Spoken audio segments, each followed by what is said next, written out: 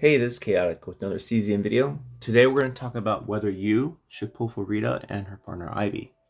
In a previous video, I already broke down her kit and how she fits into the current meta.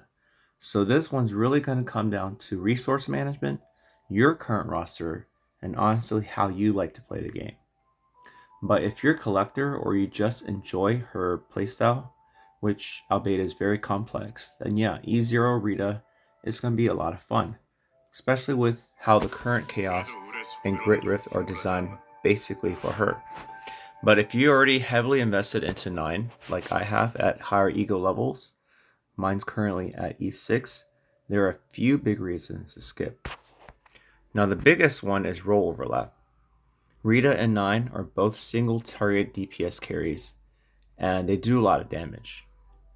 But 9 can also do AoE damage, so 9 is a little bit more flexible. They play very similarly, stacking buffs, then either they apply the vulnerable or another character will apply vulnerable and then dump major damage. So you're not really fixing a weakness in your account, you're just duplicating it, while also spending a ton of crystals and resources on leveling and potential.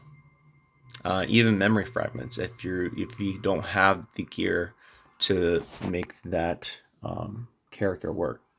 And then on top of that, 9 is already top tier in the current meta. She's more stable in Chaos and can even auto a lot of the harder content. For example, I auto Spiral Tower of Screams. I haven't done this month's Basin yet, but she can auto Basin. All the simulations, pretty much anything, even the Nebula Distortion she can auto. And I haven't had any experience with Rita because I don't have her, but I don't think she's going to be able to auto a lot of that content, especially since the way you play her cards, they have to be in specific sequence, and auto, generally the AI is terrible at making those type of decisions. Then because of this, I think Rita is probably not someone that you actually have to have, especially if we're looking at the Great Rift, which is designed specifically for Rita. You can see that the leaderboards, she's basically dominating leaderboards. Typhera, Rita, you can see them everywhere. But that's mainly because of Boss's mechanics. They favor her kit, specifically her high AP cost attacks that help shred armor quickly. But even without Rita or Typhera, I'm still able to rank 165 currently. And that is using a team consisting of Barrow as the main DPS, Mika for AP generation, and then Khalip to proc those 3 cost damage cards that will reduce the armor. But in a future video, I'm going to showcase how I did that specifically. But in this video, we're going to focus primarily on Rita and Ivy. So to me, that just reinforces the point that Rita is not a must pull. And honestly, no DPS really is. If you're free to play, I strongly recommend saving your resources for future supports or actually broken units. Those give way more account value long term. And it's almost always better have a few strong characters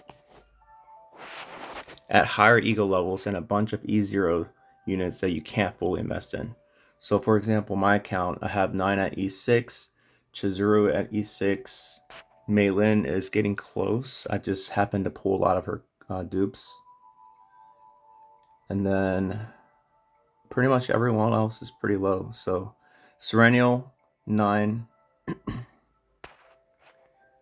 and Chizuru, those are my 3 main DPS carries.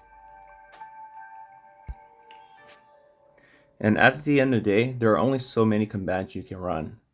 So focusing your resources is key for account management. And I think Rita is more of a luxury upgrade than a real power spike. And skipping her, honestly, is the optimal play. Now, if you did pull Rita and you're thinking about her partner Ivy, I definitely recommend a hard skip. She's just not great value, she's not flexible, and is basically locked to Rita teams. You had to play with Justice and Sonic, and Rita is only Justice Sonic combatant. And even with her buffs, she can get 8 to 16% attack, and then 25 plus another up to 15%, so a total of 40% damage, which you do have to stack up. And then her ego skill is quite powerful. But even with all this, I don't think she's clearly better than some of the other 4-star options. So let's take a look. Sonic. So Eloise, I think, can be just as good or even better. And since she's more accessible, most players will have her at higher ego levels. You can see mine's at 3, and makes her a lot more efficient. So instead of 8% at base for Ivy, here I'm at 14% attack already. And then after exhausting a card, I get further 21% damage. So 18 plus 21, 39%. That's not even required for stacking. So automatically after exhausting one card, she's already at 39%. And furthermore, partners in general just are low priority and give pretty low return for the cost. And Ivy especially needs dupes to be really worth it. And at base, she's pretty underwhelming, especially with just 8% attack. So if you don't need Rita, then Ivy becomes even more pointless. Pulling both is just really inefficient for your account. And the only time I consider Ivy is if you're fully committing to Rita as your main and you're planning to min-max with dupes. So E6 Rita and at least one copy of Ivy. But yeah, that's pretty much it.